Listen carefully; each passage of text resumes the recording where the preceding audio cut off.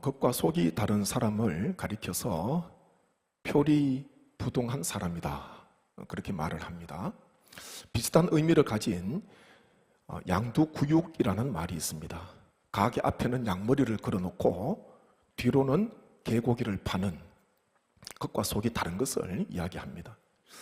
예수님의 제자들 가운데서도 표리부동한 사람, 양두구육과 같은 그런 사람이 있었습니다. 그 사람은 바로 가룟 유다입니다. 요한복음 12장 말씀에 보게 되면 마리아의 향유 도유 사건이 기록되어 있습니다. 마리아는 지극히 값비싼 향유를 가져다가 예수님의 발에 붓고 자기 머리털로 예수님의 발을 닦았습니다. 그리고 그 향유의 냄새가 예수님이 계신 그 집을 가득 채우게 되었습니다. 그 마리아의 향유 도유, 향유를 붓는 모습을 보면서 곁에 있던 가룟 유다가 이런 말을 합니다. 이 향유를 어찌하여 300데나리온에 팔아 가난한 자들에게 주지 아니하였느냐, 이런 말을 하였습니다. 근데 이 가룟 유다가 정말 가난한 사람을 생각해서 이런 말을 한 것이 아니라 그 이면에는, 그 속마음에는 다른 뜻이 있었다는 것이죠. 요한복음 12장 6절 말씀에 보면 이렇게 기록되어 있습니다.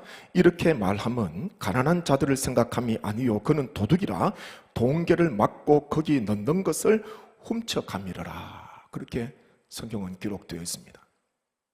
겉으로 볼 때에 가룟 유다는 겉으로 볼 때는 정말 이 사람은 가난한 사람을 정말 생각하는 사람이구나, 그렇게 보일 수 있지만은 그 속마음으로는 그 돈을 훔쳐가고자 하는 욕심이 있고 탐심이 있는 그런 인물임을 요한복음 12장에서는 기록을 하고 있습니다. 그래서 가룟 유다의 이 모습이 딱 표리부동한 사람이요 양두구육과 같은, 겉이 다르고 속이 다른 그런 전형적인 인물 아닙니까? 오늘 말씀해 보게 되면 표면적인 유대인과 이면적인 유대인에 대해서 말씀을 하고 있습니다. 한번 읽은 말씀 28절 29절 한번 보십시오. 무릇 표면적 유대인이 아니요 표면적 육신의 할례가 아니니라. 오직 이면적 유대인이 유대인이며 할례는 마음에 할지니 영에 있고 율법 조문에 있지 아니한 것이라. 그 칭찬이 사람에게서가 아니요 다만 하나님에게서니라, 그렇게 말씀합니다. 바울은요, 진정한 유대인, 참 유대인은 표면적 유대인이 아니라 이면적 유대인이다. 여기서 말하는 표면적 유대인은 겉으로 보이는 육신의 할례를 행하고 할례를 중시 여기는 것, 그 사람을 표면적 유대인이다 이야기하고요. 반면에 이면적 유대인은 보이지 않는 마음의 할례를 행하고 중심으로 하나님의 말씀을 지키고 하나님의 말씀을 실천하는 사람, 그 사람이 바로 이면적 유대인입니다. 겉으로 보기에는 이 사람 유대인이구나, 할례 받았구나, 그렇게 생각될 수 있지만은 이면적으로 볼 때는 전혀 하나님의 말씀과는 맞지 않는, 바울은 거기에 대해서 지금 지적을 하고 있습니다. 오늘 설교 제목을 그래서 표면적 신앙과 이면적 신앙, 그렇게 정해봤는데요. 오늘 읽은 말씀을 중심으로 우리가 표면적 신앙인이 되지 않고 이면적 신앙인이 되기 위해서 어떻게 해야 되나, 무늬만 성도가 아니라 정말 속사람 중심이 하나님을 섬기고 하나님을 따라가는 진정한 그리스도인이 되기 위해서 우리가 어떻게 해야 되나, 우리가 두 가지로 크게 말씀을 묵상하기를 원합니다. 먼저요, 말씀을 듣는 것으로 그치지 말고 행하는 삶을 살아야 됩니다. 오늘 읽어마치 13절 말씀 한번 보십시오. 같이 읽습니다. 하나님 앞에서는 율법을 듣는 자가 의인이 아니요 오직 율법을 행하는 자라야 의롭다 하심을 얻으리니. 아멘. 여기 보니까 두 사람이 나옵니다. 율법을 듣는 자, 그리고 율법을 행하는 자. 율법을 듣는 자는 율법의 교육을 받고 율법을 잘 아는 사람을 이야기합니다. 이 사람은 의인이 아니다. 근데 그 당시 율법에 능통한 사람들, 이 바울의 이 말은 매우 충격적인 이야기입니다. 율법에 대해서 너무나 잘 알고 있는데, 율법에 대해서 능통하고 율법에 대해서 교육을 많이 받았는데 율법을 듣는 것으로 의인이 되지 못한다, 그렇게 이야기를 합니다. 반면에 율법을 행하는 자는요, 율법을 삶에 실천하고 그리고 율법을 삶에 적용시키는 사람을 이야기합니다. 이 사람이 비로소 의롭다함을 받는다, 그렇게 말하고 있는 것입니다. 당시 유대인들은 율법에 대한 우월의식, 자긍심이 있었습니다. 모세를 통해서 우리에게 하나님께서는 율법을 주셔서 다른 이방인들은 갖고 있지 못하는, 다른 이방인들의 손에는 없는 율법을 하나님께서 우리 손에 주셔서, 그리고 율법을 듣고 배우는 일에 굉장한 열심을 냈습니다. 율법에 대해서 능통하였습니다. 그런데 그것으로 말미암아 진정한 유대인이 될 수 없다, 그것으로 말미암아 의롭다함을 받을 수가 없다, 바울은 그렇게 이야기를 하고 있는 것입니다. 우리의 신앙생활은 어떻습니까? 우리는 말씀을 듣는 데 치중하고 있습니까? 아니면 말씀을 행하는 데 무게를 두고 있습니까? 우리는 잘 알고 있습니다. 하나님의 말씀을 우리가 다 지킬 수가 없고, 하나님의 말씀을 우리가 행하는 목적이 의롭다함을 받기 위해서 우리가 하나님 말씀을 행하는 것 아니라는 것을 우리는 잘 알고 있습니다. 하나님의 말씀으로 말미암아 율법으로서 의롭다함을 받은 사람은 아무도 없습니다. 로마서 3장 20절 말씀 같이 봅니다. 그러므로 율법의 행위로 그의 앞에 의롭다함을 얻을 육체가 없나니 율법으로는 죄를 깨달음이니라. 아멘. 우리가 의롭다함을 받은 것은 이신칭의입니다. 바울이 강조했던 것, 믿음으로 말미암아 의롭게 되었습니다. 믿음으로. 우리는 율법을 행함으로 의롭다함을 받은 존재가 아니라 예수 그리스도, 이 복음을 믿음으로 말미암아 의롭다함을 받게 되었습니다. 그래서 우리가 말씀을 행하는 것은, 말씀을 실천하는 것은 하나님께로부터 의인이라 의롭다함을 받기 위해서가 아니라 우리는 그보다 더 고차원적인 목적이 있다는 것입니다. 그것은 구원받은 성도에게 하나님께서 요구하시는 하나님의 뜻입니다.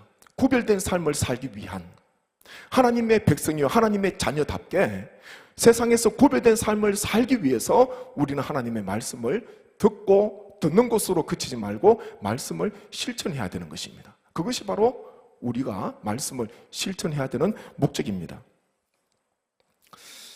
마태복음 7장 끝부분에 보면은 24절부터 27절에 보게 되면 우리가 잘 알듯이 예수님께서 산상보훈, 산상수훈의 말씀을 전하시고 난 뒤에 마지막 아주 중요한 메시지를 전해주셨습니다.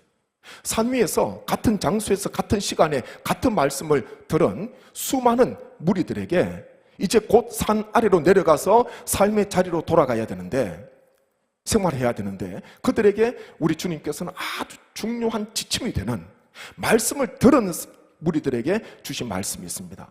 거기 보면 두 부류가 나오잖아요. 말씀을 듣고 행하는 자, 또 한 부류는 말씀을 듣고 행하지 않는 자, 주님께서 말씀하셨습니다. 말씀을 듣고 행하는 자는 그 집을 반석 위에 지은 지혜로운 사람 같아서 비가 내리고 창수가 나더라도, 물난리가 나도 무너지지 않는 사람을 이야기합니다. 반면에요, 말씀을 듣고 행하지 않는 자는 그 집을 모래 위에 지은 어리석은 사람과 같아서 비가 내리고 창수가 나면은 그 무너짐이 심한 사람을 이야기하고 있습니다. 두 부류예요. 같은 장소에서 같은 시간에 같은 한 주님으로부터 말씀을 들었습니다. 그런데 어리석은 자, 지혜로운 자, 어디에서 판가름이 되나? 어디에서 차이가 있나? 말씀을 들은 것은 다 들었습니다. 그런데 그 말씀을 내가 행하느냐 행하지 않느냐에 따라서 이 사람이 지혜로운 사람인가, 이 사람이 어리석은 사람인가, 그것이 판가름이 나는 것입니다.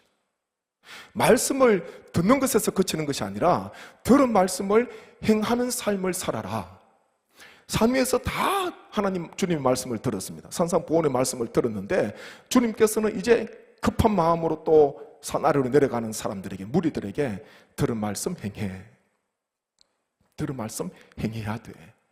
그래야지 무너지지 않는, 주추 위에 반석 위에 집을 짓는 지혜로운 사람과 같은 인생이 될 수가 있어. 주님께서 이제 곧 하산하는 무리들에게 마지막 아주 중요한 메시지를 전해주셨습니다. 주님께서 무리와 제자들에게 요구하셨던 것은, 원하셨던 것은 말씀을 듣는 것으로 끝나는 것이 아닙니다. 들은 말씀을 행하는 데까지 나아가는, 행하는 데까지 성장하는 그런 삶을 주님께서는 원하셨다는 것입니다. 올해 우리가 하루의 한 해의 삶을 이제 시작하게 되었는데, 오늘이 첫날이요, 첫 번째 수요일입니다. 우리가 하나님 말씀을 올해도 듣게 되는데, 하나님 말씀을 듣는 것으로 그치는 것이 아니라 들은 말씀을 내가 어떻게 삶 속에 적용하고 삶 속에 실천할까? 들은 말씀을 내가 가지고 어떻게 믿음이 성장하고 믿음이 성숙할 수 있을까? 거기에 우리가 관심을 가져야 됩니다. 하나님의 말씀을 듣는 것으로 끝나버리면, 듣고 난 뒤에 돌아서 버리면, 잊어버리면 믿음이 성장할 수가 없습니다. 믿음이 자라날 수가 없습니다.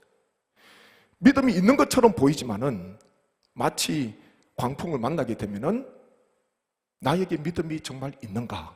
믿음을 확인하려고 해도 믿음이 보이지가 않는 거예요. 지난 주일에 야곱의 인생을 잠시 나누었지 않습니까? 야곱이 출생으로부터 지금까지 길러주신 하나님, 모든 환난에서 건지신 하나님에 대해서 고백을 하게 됩니다. 그러면서 야곱의 147년 인생 가운데, 지금 제가 말씀을 전하는데 주일날 예배를 들었음에도 불구하고 처음 듣는 것처럼 느껴지면요, 한번 돌이켜 보셔야 됩니다. 주일 오기는 오셨는데 처음 듣는 말씀처럼 느껴지면은 제가 문제가 있든지 성도님이 문제가 있든지 둘 중에 하나가 뭔가 지금 소통이 안 되고 있는 거예요. 147년 인생 가운데 야곱은요, 길러주신 하나님, 모든 환난에서 건지신 하나님에 대해서 고백하면서 특별히 두 지명을 이야기했다 그랬습니다. 첫 번째는 어디였습니까? 루스였잖아요. 밧단 아람으로 내려가면서. 루스는 복의 장소요. 또 한 장소는 에브랏 길이었습니다.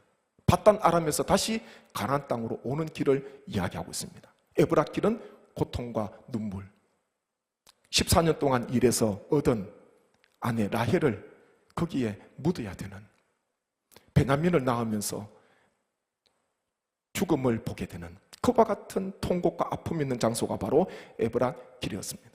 이것이, 이 두 가지가, 루스와 이 에브랏 길이 이 공존해 있는 것이 바로 야곱의 인생이요, 우리의 인생이다.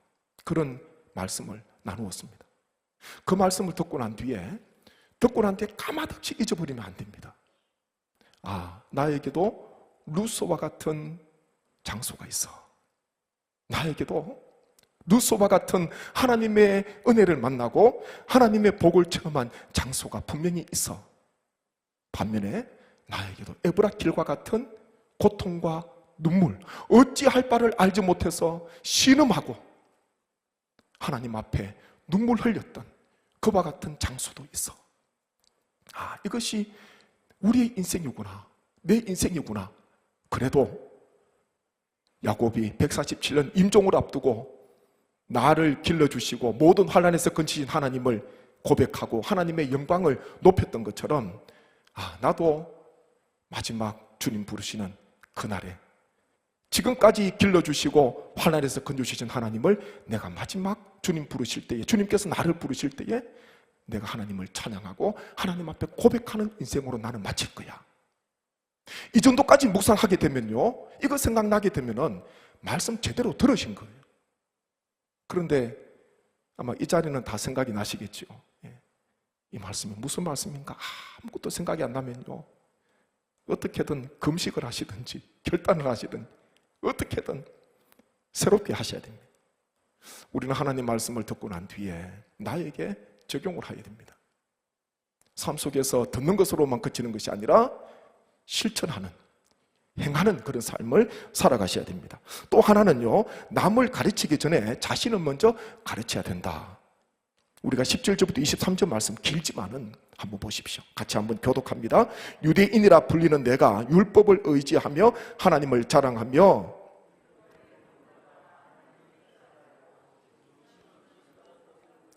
맹인의 길을 인도하는 자요, 어둠에 있는 자의 빛이요,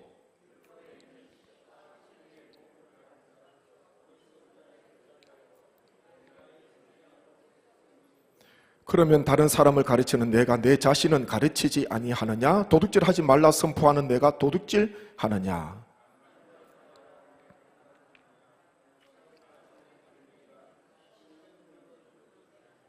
율법을 자랑하는 내가 율법을 범함으로 하나님을 욕되게 하느냐?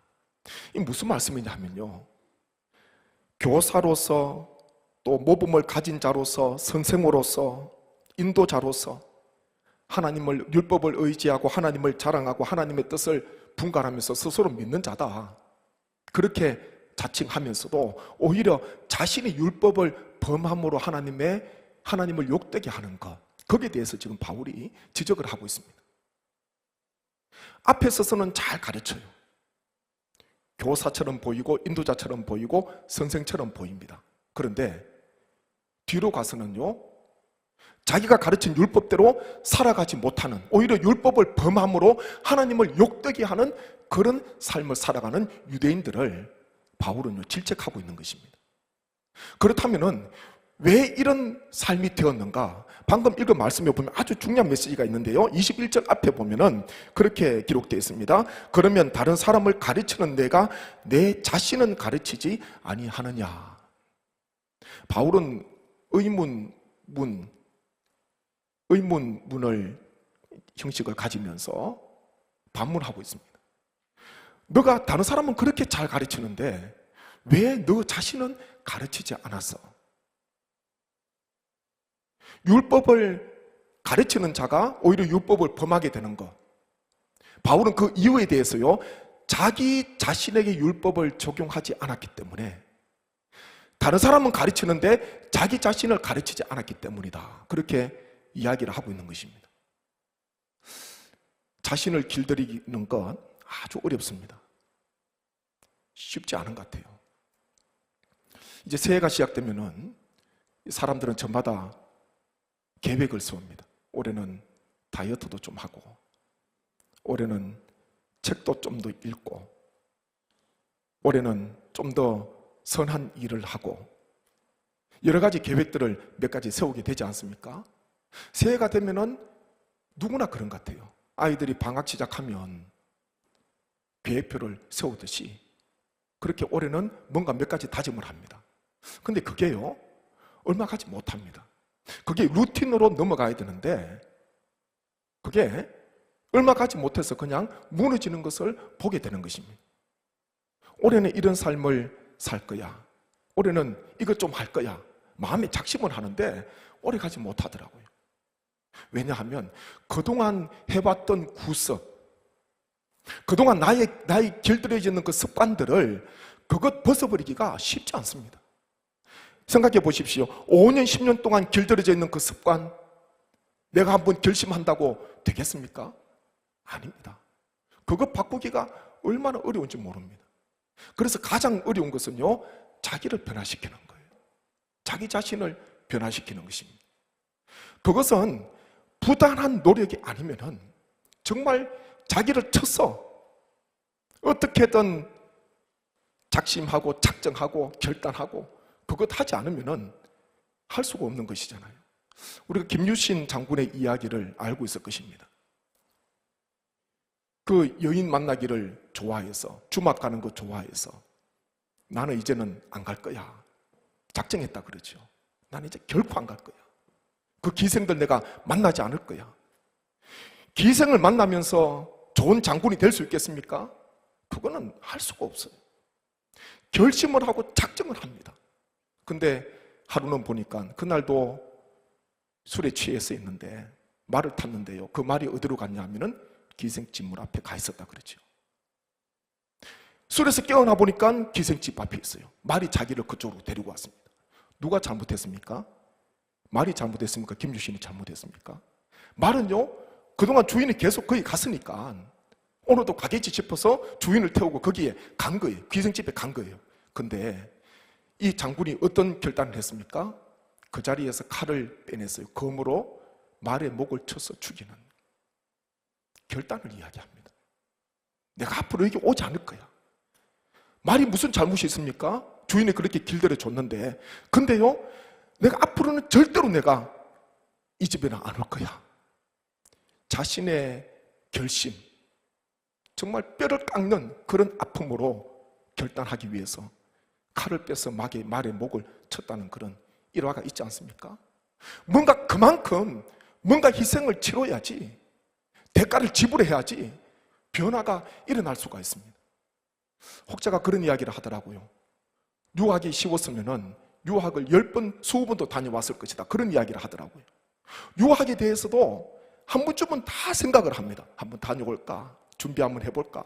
근데 그때마다 환율이 높아서 못 가고, 이거 준비 안 돼서 못 가고, 여러 가지 어려움이 있어서 못 가고, 안 될 거야, 그러면서 주저앉는 거예요.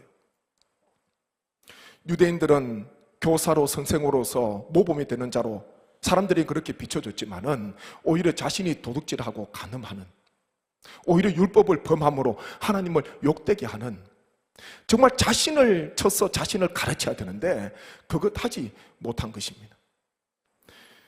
목회자에게 가장 큰 숙제가 있다면 이것이 아닌가, 그렇게 생각이 됩니다. 목회자의 가장 큰 숙제가 있다면, 어느 목사님께서 은퇴하시고 난 뒤에, 이제는 은퇴하시고 나니까 강단에서 서실 일도 많이 없고, 이제는 말씀을 전하는 것보다는 말씀을 앉아서 듣는 시간이 더 많아지게 되었다는 것이죠. 그러면서 목사님께서 그런 결단을 하셨다 그럽니다. 이제부터는 하나님 부르시는 그날까지 그동안 내가 전했던 말씀, 그리고 내가 듣는 말씀, 나에게 주시는 그 말씀을 내가 나 자신에게 적용하면서 살아가리라, 내 믿음을 지키는 삶을 살아가리라, 그렇게 결단을 하셨다 그럽니다. 자신에게 적용시키고 자신을 가르치는 것 참 어렵습니다. 그게 아마 앞에서 선생이든지 교사든지 목회자든지 가르치는 사람에게 있어서 가장 큰 고민이 아닐까. 앞에 서서 이야기는 하는데, 앞에 서서 가르치기는 가르치는데 정작 자신이 그것을 잊어버리고 자신의 몸에 그것을 채우지 못한다면, 자신은 거기에 있어서 아무런 관심이 없다면 갈수록 그 힘은 약화됩니다. 갈수록 연약해질 수밖에 없는 것입니다. 24절 보시면은 자신을 가르치지 않으면 이런 결과가 일어나게 됩니다. 24절 같이 한번 읽겠습니다.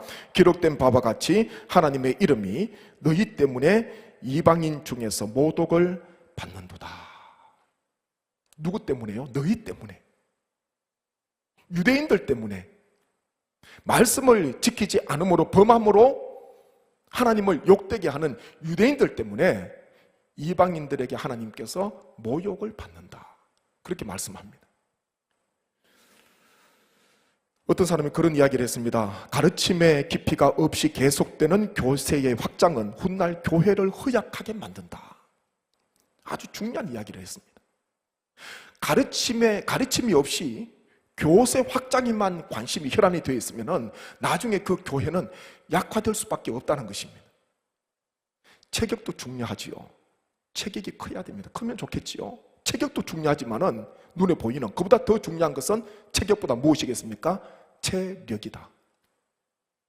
어떤 사람이 그런 말을 하더라고요.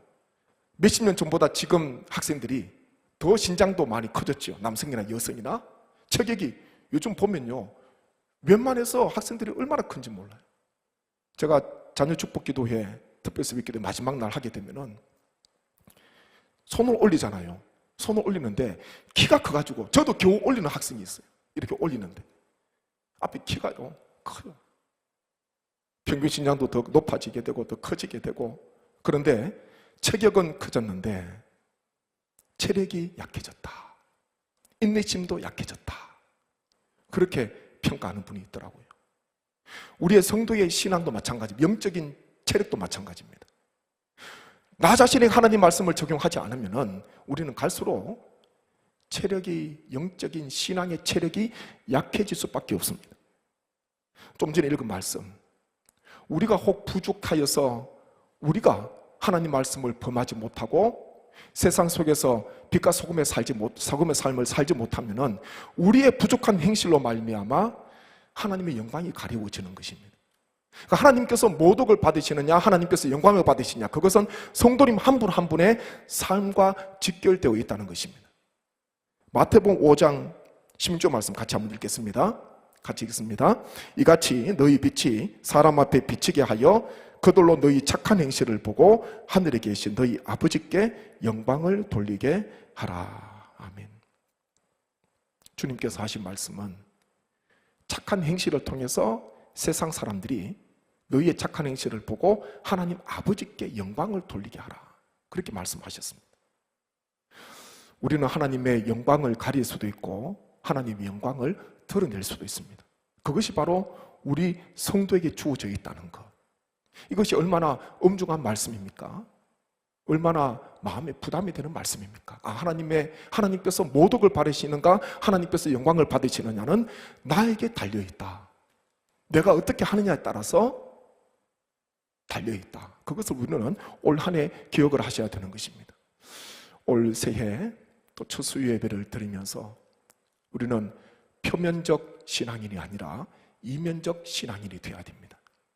겉으로도 그리스도인이요, 그의 마음으로도 그리스도를 닮아가고 하나님 말씀을 실천하고 어떻게든 하나님 말씀을 다른 사람에게 적용하는 것이 아니라 나에게 적용시키고 나에게 하나님 말씀을 가르치고자 우리는 부지런히 달려가야 됩니다. 그렇게 할 때에 우리의 행실을 통하여서 하나님의 영광이 높아지게 되는, 하나님의 영광이 나타나게 되는 놀라운 은혜가 일어나게 될 줄로 믿습니다. 올 한 해 이와 같은 그리스도의 귀한 제자들 다 되시기를 주님의 이름으로 축복합니다.